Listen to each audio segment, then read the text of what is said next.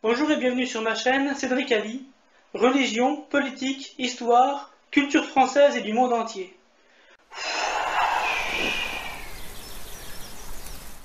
Revue de presse de l'UPR, semaine du 28 mai au 3 juin 2018. À la une cette semaine, à Vittel dans les Vosges, Nestlé Waters et les habitants pompent la même eau. La ressource se réduisant de façon préoccupante, les autorités locales veulent la faire venir des environs pour abreuver la population. La multinationale, elle, pourra continuer à puiser dans le sous-sol. Source Reporter, 23 mai. L'eau est un bien commun. Il est inadmissible que le privé accapare complètement cette ressource vitale au détriment de la population. L'UPR veut renationaliser les réseaux d'adduction d'eau. Ce faisant, un juste équilibre pourra être trouvé entre l'exploitation privée des ressources et l'utilisation par les habitants, qui doit être prioritaire. France. Loi littorale. L'amendement le plus inquiétant depuis 15 ans. Comme d'habitude, quand on touche à la loi littorale, cela ne se fait pas de façon frontale, mais dans des discours concernant d'autres lois. C'est une manière de faire passer en catimini des aménagements à cette loi. La preuve, cet amendement, on n'en a pas parlé avant. Certains lieux considérés comme des hameaux vont pouvoir passer dans la catégorie intermédiaire. Les nouvelles constructions vont pouvoir y être autorisées. Source Ouest France, 23 mai. Tout ce qui relève du bien public, comme les littoraux, doit, in fine, être soumis à la privatisation selon la doctrine ultralibérale européenne. Avec cette loi passée subrepticement, la France fait un pas dans la direction de l'Italie, où les plages publiques sont devenues rares, ou encore en direction de la Grèce, où les littoraux, comme le reste, sont bradés à des investisseurs étrangers. La moindre des choses serait aussi de demander leur avis aux populations concernées. Fin de l'obligation de rendre 100% des logements accessibles aux handicapés. Les députés ont adhéré à cette obligation, la faisant passer à 10%. Les 90% de logements restants doivent seulement être évolutifs. Disposition très floue et bien moins contraignante. Les associations concernées dénoncent une grave régression sociale. Source France Info, 2 juin. On passe d'un extrême à l'autre. Les députés ont-ils vraiment cherché à se mettre dans la peau des handicapés avant de voter cette disposition? L'Assemblée rejette l'interdiction des publicités pour aliments trop gras et l'étiquetage nutritionnel obligatoire. L'Assemblée a rejeté des amendements dans ce sens après de vifs débats, ainsi qu'un amendement proposant de généraliser le Nutri-Score recommandé par l'Agence de santé publique française. Source Le Monde, 27 mai. François Asselineau reçu à l'ambassade du Liban en France, à Paris.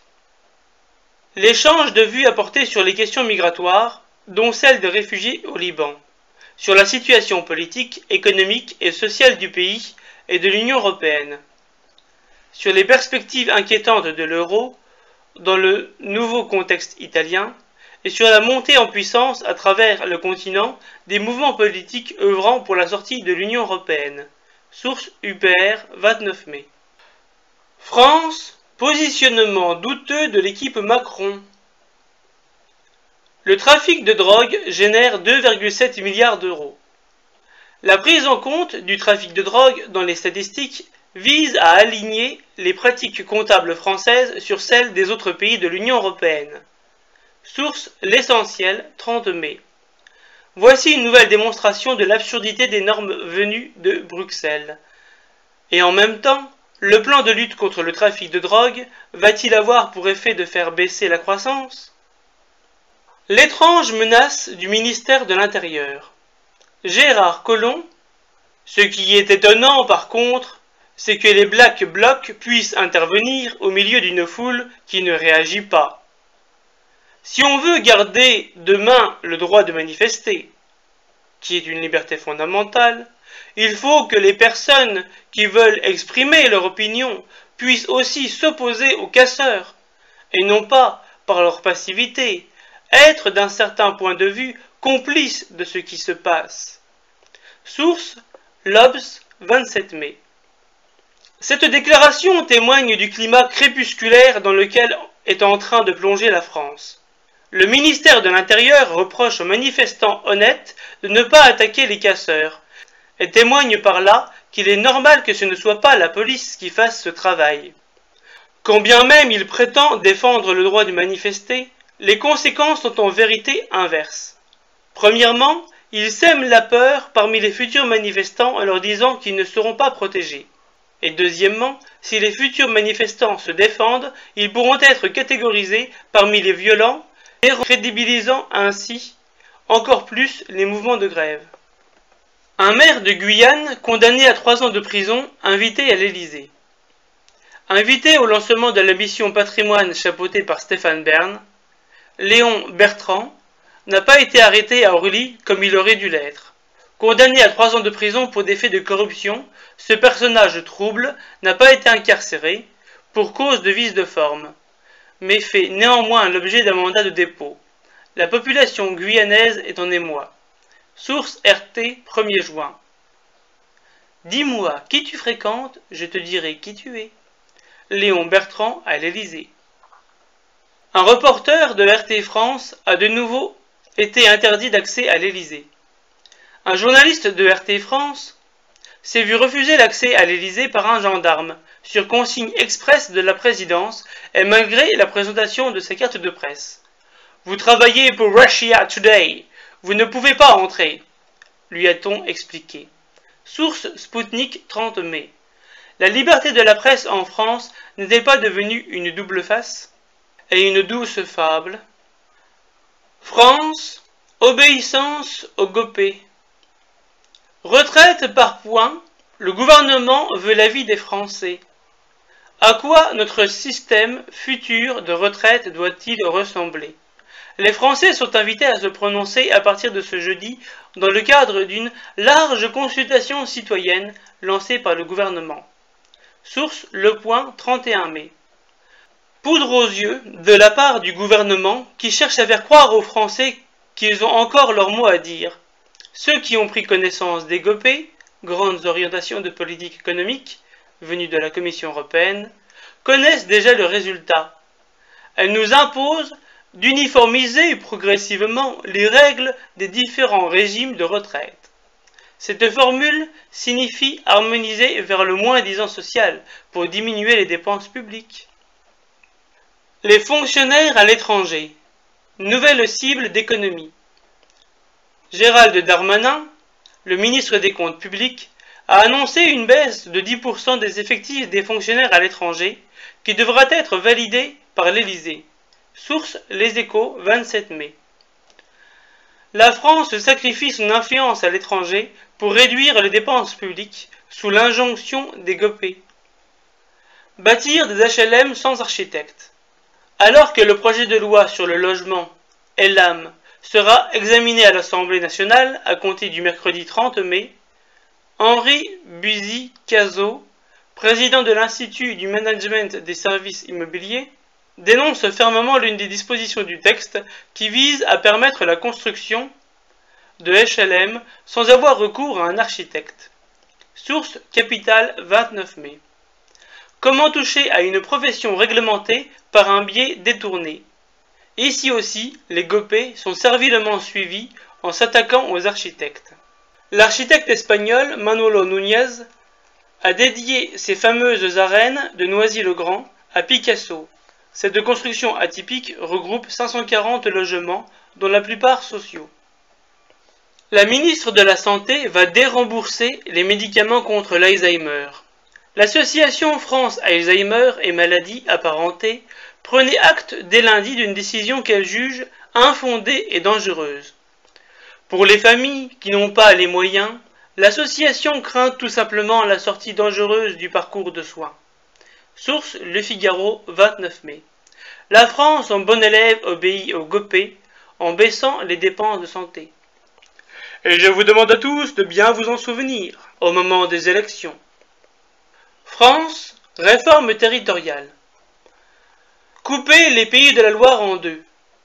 François de Rugy président de l'Assemblée nationale. La logique, c'est de couper les pays de la Loire en deux.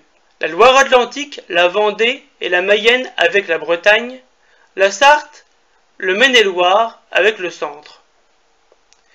Cette logique, appuyée par Ronan Dantec, sénateur, cela saute aux yeux que de 3 régions on pourrait en faire 2, la Bretagne et le Val-de-Loire, 2 régions bien identifiées. Source, le Courrier de l'Ouest, 31 mai. Ces discussions entre puissants, décidant de l'avenir des territoires et dessinant des lignes sur une carte, sans jamais deviner l'avis des populations. Ces découpages n'ont d'autre but que de créer des eurorégions puissantes qui négocieront directement avec l'entité supranationale Union européenne, rendant l'État français totalement inutile. Indre-et-Loire, la Chapelle-Auneau refuse à son tour le projet de fusion à 6 communes. La Chapelle-Auneau a voté à 99% contre la fusion des communes lors d'un référendum local avec 76% de participation. La commune de Rugny-Uzé a également pris la décision de se retirer de la fusion à 6 communes récemment. Source France Bleu, 29 mai. Ce nouvel exemple est la preuve flagrante que les Français n'ont jamais demandé de fusionner leurs communes. Le bras de fer va s'engager car la loi NOTRe, poussée par les forces européistes, vise à changer la granulométrie du territoire, de communes, départements, État, vers intercommunalité, région, Union européenne, avec ou sans l'assentiment des populations. Pour éviter cela, la meilleure manière est encore de sortir de l'Union européenne. À voir aussi l'entretien d'actualité numéro 63, deuxième partie, sur l'eurocollectivité d'Alsace. Italie. Entretien d'actualité numéro 63, première partie, avec François Asselineau. L'entretien d'actualité traite de sujets complémentaires à la revue de presse. Le président de l'UPR revient sur le feuilleton italien et les leçons pouvant être tirées pour l'Italie comme pour la France. Source UPR, 3 juin. Conte devient président du Conseil. Di Maio et Salvini sont ministres. Luigi Di Maio, chef de file du mouvement 5 étoiles, entre parenthèses anti-système, sera au développement économique, tandis que Matteo Salvini, dirigeant de la Ligue, entre parenthèses extrême droite, aura l'intérieur. Savona récupère le portefeuille des affaires européennes. Le ministère de l'économie et des finances revient à Giovanni Tria, un professeur d'économie politique proche des idées de la Ligue, en particulier sur la baisse radicale et la simplification des impôts, mais résolument en faveur du maintien de l'Italie dans l'euro. Source, l'Alsace, 30 mai. Voilà la dernière étape du scénario italien, résumé dans l'entretien d'actualité ci-dessus. Les Italiens se sont fait syriser avec un ministre de l'économie fermement pour le maintien de l'Italie dans la zone euro. En France, le seul parti clair sur la sortie de l'Union européenne et de l'euro, c'est l'UPR. L'UPR demande à la France d'exiger la démission immédiate du commissaire européen allemand Günther Oettinger. Le commissaire européen de nationalité allemande, Günther Oettinger, en charge du budget de l'Union européenne, vient de soulever un tollé général en Italie en assurant, via un message Twitter, que les marchés financiers vont apprendre aux Italiens comment voter. Source UPR, 29 mai. Si les partis populistes gagnent en Italie, il faudra que la Troïka marche sur Rome, selon un partenaire allemand. Un partenaire allemand a proposé que l'Union européenne prenne le contrôle financier de l'Italie si la Ligue et le mouvement 5 étoiles persistaient dans des programmes de baisse des taxes et de hausse des dépenses. Source Daily Mail, 31 mai, en anglais. La formule employée par ce partenaire ne laisse aucun doute sur le caractère dictatorial des européistes. Le dernier homme à avoir appelé à marcher sur Rome s'appelait en effet Mussolini. Le contraste de cette déclaration avec le préambule du traité de l'Union européenne est révélatrice de l'hypocrisie des dirigeants européens, prétendument démocrates.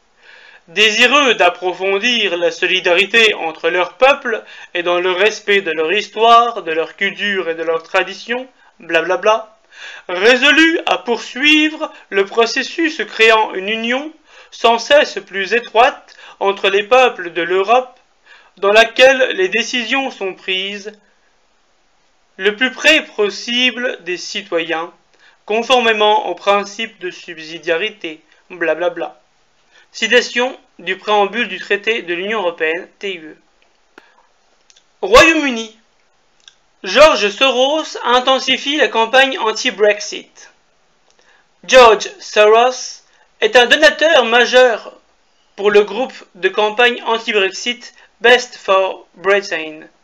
Les Britanniques ne montrent guère d'enthousiasme pour un deuxième référendum, et aucun grand parti politique n'appelle à un nouveau scrutin. Source Euractiv 31 mai. Que des financements étrangers arrivent massivement dans des partis politiques nationaux ne semble gêner personne. Quelle serait la réaction médiatique si l'argent venait de Russie? Alarmée par la question irlandaise, Theresa May envisage de reculer le Brexit à 2023. Très gênée par la question de l'Irlande du Nord, et donc de l'indivisibilité du royaume, le gouvernement de Theresa May est divisé sur le format des relations douanières envisagées avec l'Union européenne, car la République d'Irlande reste encore dans l'Union européenne. Source 20 minutes 29 mai. Le peuple britannique, qui a souverainement décidé de sortir de l'Union européenne, a décidément encore bien des couleuvres à avaler. Europe, l'emprise militaire et géopolitique des États-Unis. Prison secrète de la CIA, la Cour européenne des droits de l'homme, CEDH, condamne la Lituanie et la Roumanie. La Cour européenne des droits de l'homme a reconnu coupables ces deux membres de l'Union européenne pour traitement inhumain et dégradant, violation du droit au respect de la vie privée et familiale et violation du droit à un recours effectif. Source Le Monde 31 mai. Après la Pologne en 2014, voici deux autres pays membres de la communauté de valeurs que prétend être l'Union européenne, qui sont condamnés par des pratiques d'un autre temps, opérées sur l'injonction de leurs parrains américains. Rappelons que la Cour européenne des droits de l'homme rassemble 47 États et n'a donc rien à voir avec l'Union européenne. De même que le Conseil de l'Europe, d'ailleurs, est aussi une autre instance européenne qui n'a rien à voir avec l'Union européenne. Et bien que l'UPR veuille sortir de l'Union européenne, de l'euro et de l'OTAN, elle ne souhaite pas sortir du Conseil de l'Europe ni de la Cour européenne des droits de l'homme. Parly veut rassurer les États-Unis au sujet de l'initiative européenne d'intervention. La France et 9 de ses partenaires européens vont lancer en juin l'initiative européenne d'intervention, l'IEI, rien à voir avec le I, initiative hors des dispositifs de l'Union européenne et indépendante de la force de frappe américaine. La ministre des Armées se veut rassurante envers la Maison-Blanche, qui craint que ce réveil de la défense européenne ne prive l'OTAN de ressources et n'entrave ses propres visées industrielles. Source Challenge 29 mai. Une initiative fondée sur la coopération entre États, mais qui doit se faufiler entre les barbelés de la domination de l'Empire américain, lequel a déjà exprimé son refus. Il y a très peu de chances que les supplications européennes, pourtant faites en anglais, puissent infléchir la position de Washington. La Pologne voudrait une présence militaire américaine permanente. Le gouvernement de Varsovie pourrait débloquer jusqu'à 2 milliards de dollars pour avoir une présence militaire permanente sur son territoire.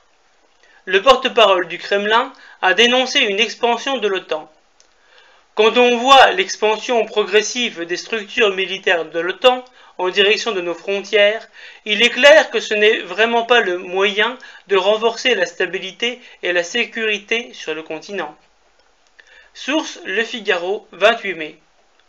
La défense européenne ne peut être que sous domination otanienne, article 42 du traité de l'Union européenne, TUE, et donc anti-russe. Relire le livre Le Grand Échiquier de Brzezinski, qui était un conseiller du président George Bush. Babchenko, une nouvelle affaire Skripal.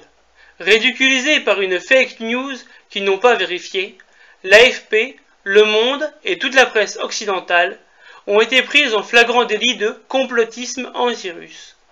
Source UPR 30 mai. European Union. 6 pays dont la France réclame un maintien de la PAC.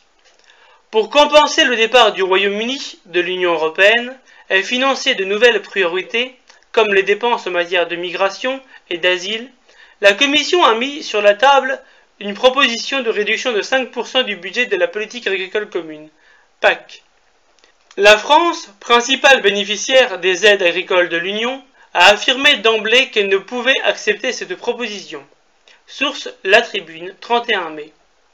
Bien que contributrice nette au budget de l'Union européenne, la France n'a pas même une influence suffisante pour orienter les choix stratégiques de l'utilisation des fonds. L'intérêt objectif des agriculteurs est de militer pour la sortie de l'Union européenne. La France étant contributrice nette, les aides actuelles du secteur continueront à leur être versées avec le drapeau tricolore plutôt qu'avec celui aux étoiles d'or. Les routiers menacés par une nouvelle réglementation européenne. Les transporteurs routiers sont inquiets d'une nouvelle réglementation européenne que le Parlement européen pourrait voter. Il est notamment question d'augmenter le temps de conduite autorisé des chauffeurs et de diminuer leur temps de repos. Source RTL 29 mai. Après l'échec de la réforme des travailleurs détachés, qui rappelons-le ne concerne pas les routiers sont à nouveau dans le collimateur de la Commission européenne. Linguicide. La prééminence de l'anglais dans les universités néerlandaises ne passe plus. La prédominance de la langue anglaise dans les universités des Pays-Bas inquiète professeurs et étudiants à tel point qu'un syndicat a demandé à la justice de s'en mêler, forçant le gouvernement à prendre position. Le président du plus grand syndicat dans l'enseignement supérieur, le BON, souligne la gravité d'une situation inédite en Europe. Source RT 3 juin. La même situation se passe en France. La loi Fioraso avait largement ouvert les portes de l'enseignement supérieur français à la langue anglaise. Pendant combien de temps l'enseignement en français va-t-il résister devant la même course effrénée à l'étudiant étranger, qui bien évidemment, c'est évident, vient en France pour apprendre l'anglais, et pas pour apprendre le français. Les fonds européens financent un projet d'olives martiennes. Il s'agit d'arriver à faire pousser des olives dans des conditions se rapprochant de ce qui pourrait être l'écosystème martien. Source Euractiv 29 mai. L'article ne dit pas quelle somme d'argent est employée pour ce projet, alors même que la Commission européenne prévoit une augmentation du budget européen pour 1/5 sur le dos du contribuable français. Et pendant ce temps-là, sur la planète Terre, sous le coup de l'austérité imposée par les GOPÉ, l'éducation nationale, la santé, les services publics se détériorent rapidement en France. Monde. ONU. Les États-Unis bloquent une résolution visant à protéger les Palestiniens. Les États-Unis ont mis leur veto au texte présenté par le Koweït qui réclamait la protection des civils palestiniens à Gaza. Plus de 120 morts depuis fin mars. La France, la Chine et la Russie ont voté pour. Source Le Point, 2 juin. L'Inde fait fi des sanctions américaines contre l'Iran et le Venezuela. L'Inde continuera à commercer avec l'Iran et le Venezuela, malgré les menaces que font peser sur ces entreprises les sanctions américaines contre ces deux pays. Nous croyons dans les sanctions de l'ONU, mais pas dans les sanctions spécifiques d'un pays, a dit la ministre indienne des Affaires étrangères, Sushma Swaraj. Source Express, 27 mai. La France, qui cherche une illusoire réponse européenne pour sauvegarder l'accord iranien, manque une formidable occasion de construire une vraie réponse forte avec l'Inde, la Chine, la Russie, l'Allemagne et le Royaume-Uni et l'ensemble des pays opposés aux sanctions extraterritoriales américaines. Canada. Mexique et Union européenne ripostent après les taxes américaines sur l'acier et l'aluminium. Le Canada et le Mexique vont imposer des sanctions équivalentes. L'Union européenne, de son côté, veut porter ce conflit devant l'OMC. Source France Info, 31 mai. Trump continue de protéger son marché intérieur, conformément à ses promesses de campagne. Les voisins et alliés des États-Unis en sont abasourdis, habitués qu'ils ont été par les prédécesseurs de Trump à un libre-échange forcené. Diverses. Entretien d'actualité avec François Asselineau, deuxième partie. L'entretien d'actualité traite de sujets complémentaires à la revue de presse.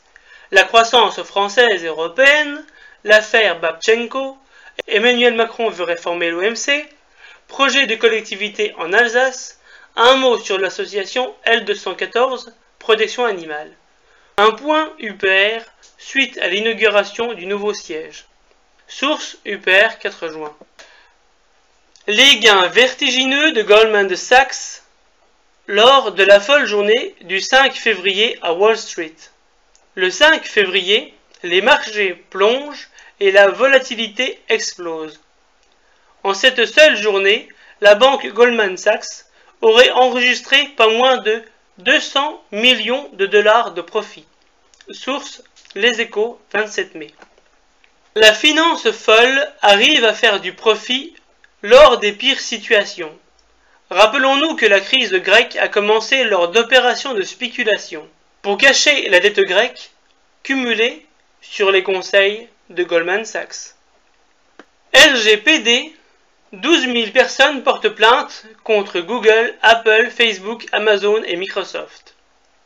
Google, Apple, Facebook, Amazon et Microsoft ne respectent pas le RGPD, Règlement européen sur la protection des données, selon 12 000 internautes qui décident de porter plainte.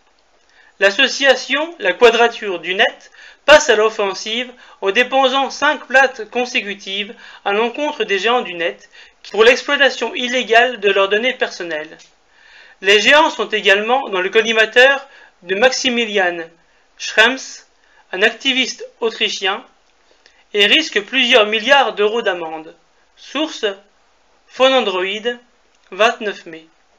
Malgré ces aléas, les géants américains sont plus à même de se mettre en conformité par rapport aux PME européennes.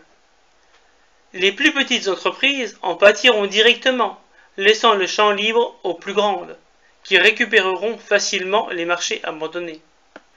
Jeff Bezos, coloniser la Lune pour sauver la Terre. Le patron d'Amazon propose cette idée afin de répondre aux besoins croissants en énergie de la planète. Il souhaite délocaliser l'industrie sur la Lune et développer pour cela un atterrisseur lunaire, ou alunisseur, avec ou sans l'aval de la NASA. Source La Libre Belgique, 1er juin. La Commission européenne n'est décidément pas la seule à avoir la tête dans les étoiles. Il est frappant de constater qu'un programme d'une telle envergure est porté par une entreprise privée, alors que la conquête spatiale était jusque-là l'apanage des seuls États. Les entreprises comme les GAFAM ne sont-elles pas en train d'engranger plus de pouvoir politique que les grandes nations elles-mêmes? Je n'habite pas sous un Tipeee, mais vous pouvez mettre un pouce bleu ou vous abonner. Salut!